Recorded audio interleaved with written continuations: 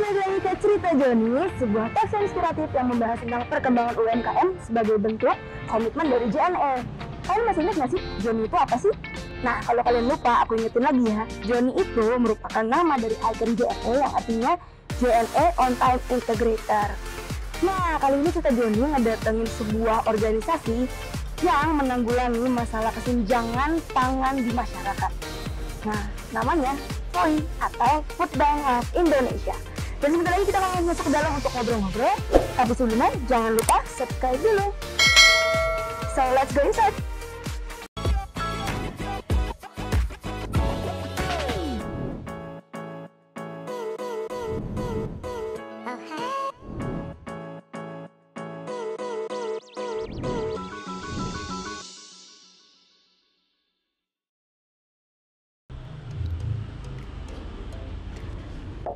Permisi, assalamualaikum. Permisi. Waalaikumsalam. Mbak Tani, Ibu. Gimana kabarnya Ibu hari ini? Baik, sehat-sehat semuanya. Ini suatu kehormatan loh guys. Kita ini langsung disambut oleh Bu Wida selaku Ketua dari Yayasan Lumbung Pangan Indonesia. Halo semuanya. Hari ini boleh nggak sih Bu kita gangguin Bu? Boleh banget, silakan masuk ya semuanya ya. Kita pengen tahu nih Bu tentang Food Bank of Indonesia. Kita langsung masuk kali ya Bu ya? Oke. Selamat datang di Lumbung Pangan atau Gudang Pangan Food Bank of Indonesia. Nah, inilah gudang pangan kita. Ya, aku senang banget loh Bu. Ya. Di sini kita menyimpan semua bahan pangan yang dibutuhkan untuk membantu masyarakat. Nah, kalau gitu sebelum kita masuk ke pertanyaan-pertanyaan tentang program, tentang gimana sampai penyampaiannya ke masyarakat, kita lebih baik tahu dulu nih Bu, sejarahnya Food Bank of Indonesia itu seperti apa sih Bu? Oke, Food Bank itu didirikan tanggal 21 Mei 2015. Jadi sekarang umurnya udah 5 tahun ya? 5 tahun. Baru 5 tahun. Baru Nah, 5 kalau anak-anak dia udah masih balita. Tapi udah bisa merangkak ya? Udah bisa merangkak. Ya, jadi kita berdiri ditujukan memang untuk membantu masyarakat yang kekurangan pangan atau mendekatkan akses pangan kepada masyarakat yang membutuhkan gitu. Sekaligus juga mengurangi food waste gitu dengan cara mengumpulkan dari mereka-mereka yang berkelebihan pangan diberikan kepada yang kekurangan pangan. Jadi kita merupakan jembatan lah di antara kedua belah pihak itu. Oke, kita sambil jalan-jalan lagi kali ya Bu. Ibu mau ngajak aku ngobrol di mana nih Bu hari ini? Kita nanti bisa ke kantor, terus bisa juga nanti melihat teman-teman yang sedang melakukan sortir ya. Untuk nanti di loading atau dibawa menuju lokasi-lokasi titik-titik di mana kita memberikan bantuan. Halo semua. Nah, ini dia. Ada DJ, ada Gita, ada Intan, kemudian ada Lita di sana. Jadi kita mengoperasikan seluruh pergerakan tadi dari sini, juga dari satu kantor yang lain. Gitu di sana kira-kira. Berarti kantornya itu. Kalau sekarang ada berapa nih Bu kalau di Jakarta? Kantornya kalau yang kantor pengelola, yang di situ ada teman-teman program dan lain-lain, itu ada 2 kantor. Yang di Cipete dan yang di sini. Wih, semuanya berkumpul berbahagia bersama untuk menolong sesama ya Bu ya. Betul sekali, dan memang tugas kita ya untuk menyambungkan kebahagiaan dan menghubungkan itu semua agar semuanya bahagia kan gitu ya, dan tidak kekurangan.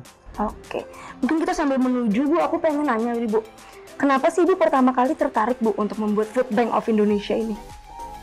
Nah, itu karena kita melihat katanya Indonesia itu adalah penyumbang makanan ya, yang terbuang itu nomor 2 di dunia. Wow, Tapi di samping itu juga masih banyak anak-anak yang kekurangan gizi, para lansia yang terabaikan, dan masih banyak orang yang kelaparan. Jadi dari data yang ada, indeks global hunger, kita menunjukkan bahwa kita tuh dalam fase kelaparan yang serius. Nah, dan itu harus dilakukan sesuatu ya. Kita sebagai masyarakat tentu saja bisa membantu mengatasi ini dengan upaya-upaya sederhana seperti yang kita lakukan ini, begitu. Jadi kita bantulah, pemerintah nggak bisa sendiri kan.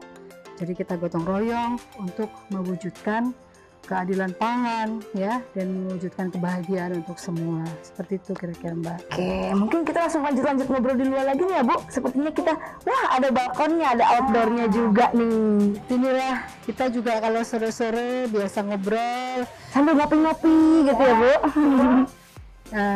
Ya ini kita nggak jauh, ini Jakarta Selatan ya, daerah Jakarta Selatan.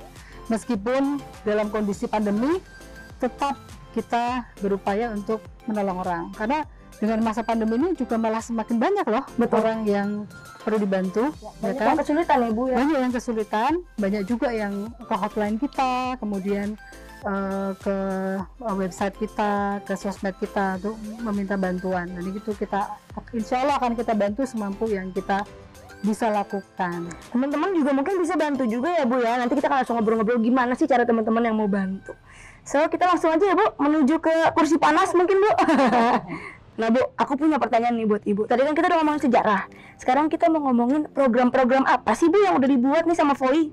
Oke, FOI itu sebenarnya programnya ditujukan untuk masyarakat yang rentan. Ya, masyarakat rentan itu siapa? Itu adalah anak-anak misalnya, karena dia nggak bisa mencari atau mengakses makanannya sendiri, kan sangat tergantung pada orang tua. Kemudian ada lansia.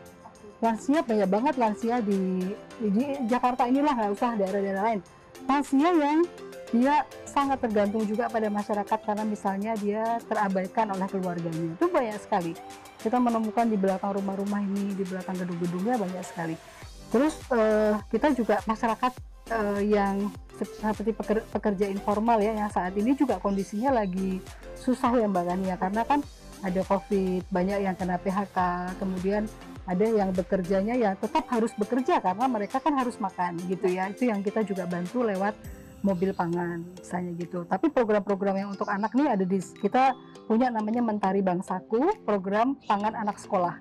Jadi kita masuk ke sekolah-sekolah, tapi karena ada pandemi sekarang kita ke lingkungan, tapi kayak misalnya anak-anak PAUD itu kan ada di lingkungan itu tuh kita bantu juga dalam program Mentari Bangsaku ini gitu. Kemudian ada juga dapur pangan. Nah, tadi lansia tadi itu dibantu lewat dapur pangan. Dapur pangan itu berbasis masyarakat. Jadi mereka memasak bahannya dari kita, kemudian mereka gotong royong bagikanlah kepada lansia misalnya dan orang-orang yang membutuhkan, yang memang dia sangat-sangat sulit ya mendapatkan makanan gitu. Seru banget ya Bu bisa ketemu sama anak-anak, mungkin sekalian refreshing juga, bahagia bersama anak-anak, bersama lansia juga, berbagi cinta.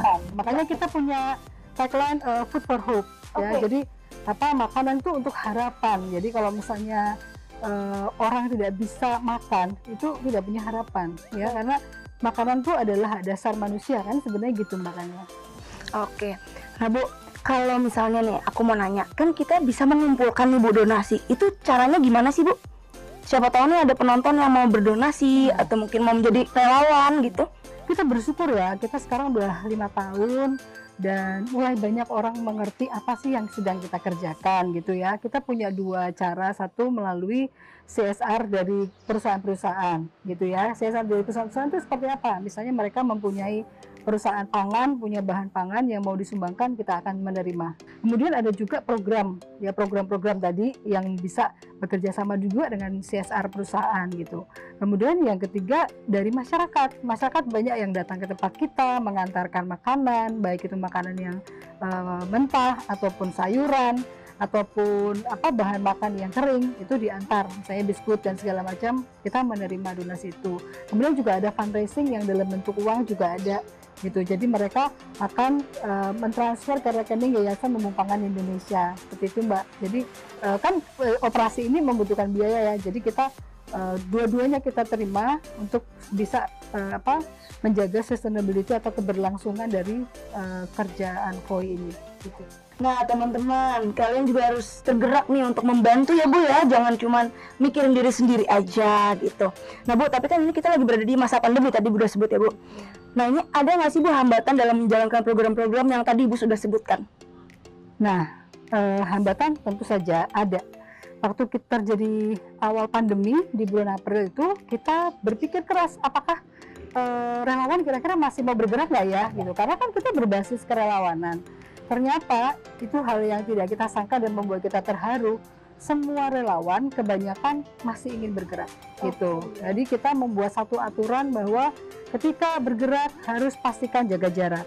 Ketika bergerak pastikan memakai masker gitu. Jadi kita membagikan juga hand sanitizer ya yang mereka pakai. Kemudian juga sebagian kita sediakan masker gitu. Jadi kalau ada yang mau nyumbang masker boleh loh ya. Tuh, ada yang mau nyumbang masker. Relawan kita masih banyak gitu. Ya. Jadi itu yang kita lakukan. Kemudian kita berkomitmen untuk kita terus berjalan.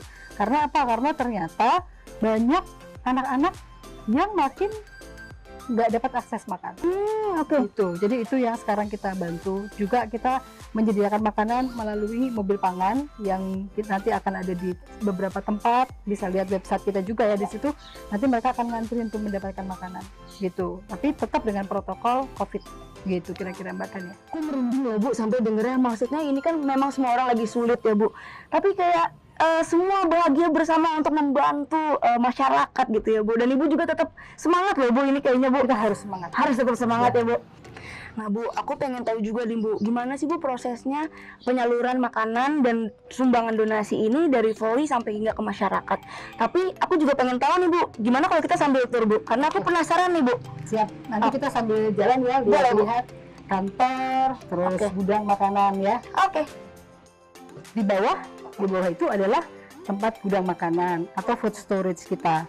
Nah disitulah disimpan barang-barang kita yang dari donatur ya. Terus nanti barang-barang dari donatur itu ada sebagian yang memang dibantu oleh JNE untuk dibawa ke lokasi-lokasi titik-titik kita, salah satunya di Jakarta karena ada yang ke Jogja, ada yang ke Bandung. Wah jauh-jauh juga Bu ya. Ada yang ke Surabaya ya. Jadi makanan-makanan sumbangan ini dari beberapa donatur ya, dari beberapa donatur perusahaan lah gitu, itu diantarlah ke teman-teman atau titik-titik yang ada di sana, pengurus-pengurus di relawan wilayah.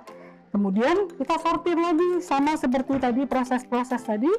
Setelah disortir baru nanti kita bagikan. Paling jauh kemana sih Bu? Tadi udah ngomongin Bandung, Surabaya, paling jauh kemana lagi Bu? Kita bahkan sekarang punya di Ambon, Maluku. Wow, paling jauh Ambon, Maluku. Kita bantu juga, masih banyak loh orang yang masih ada ya, orang yang di dalam pengungsian akibat kemarin bencana itu. Kita juga masih bantu gitu.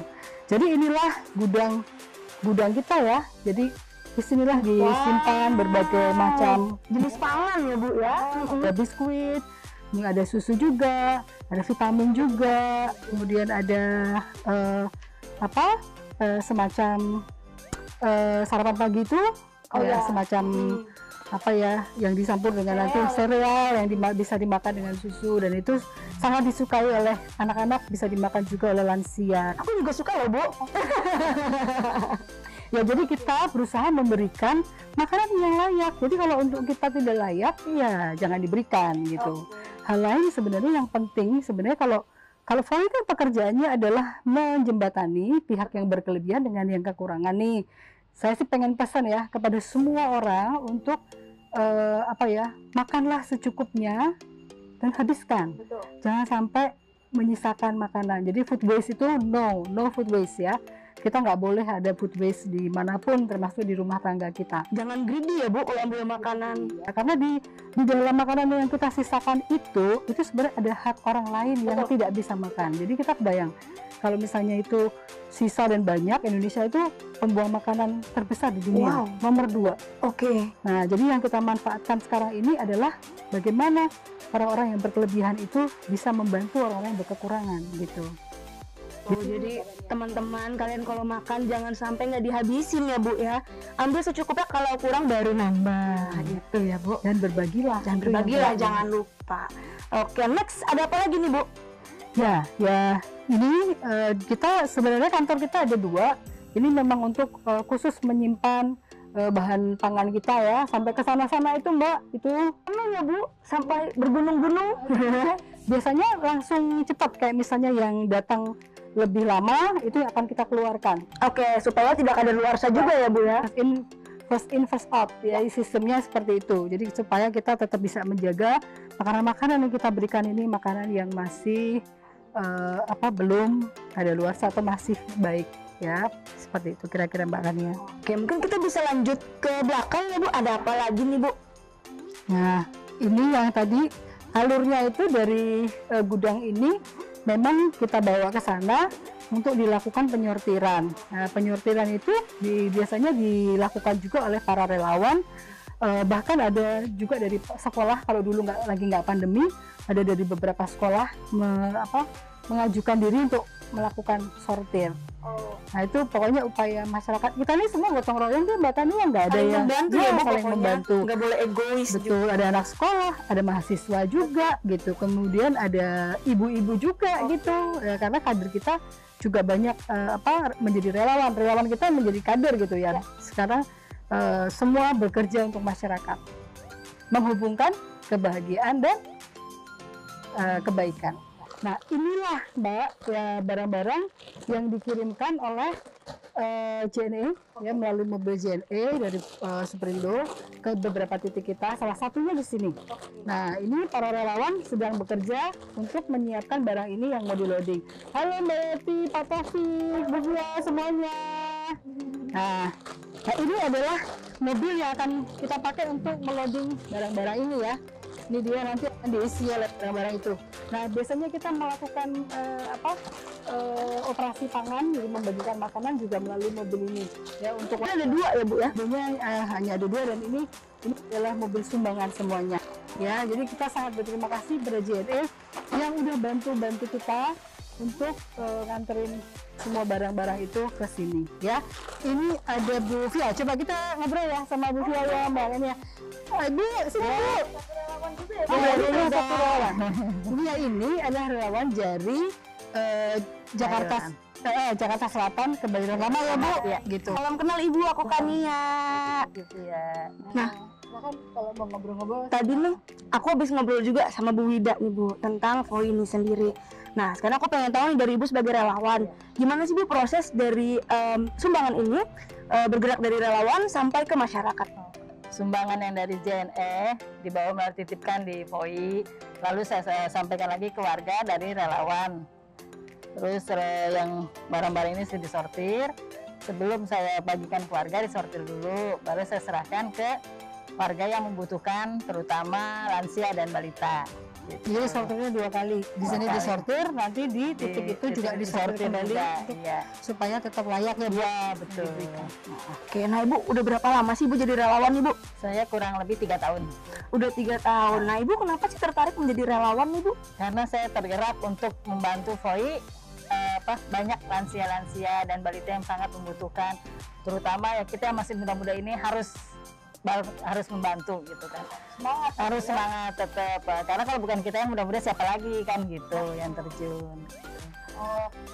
Masih banyak ya Bu orang susah yang perlu kita bantu ya, terutama di masa pandemi ini Mbak. Jadi semua relawan kita tetap bergerak ya Bu, tapi selalu dengan protokol kesehatan. Jadi kita ketemu tetap pakai masker ya Bu. Ya, tetap Gitu pakai masker. kira-kira.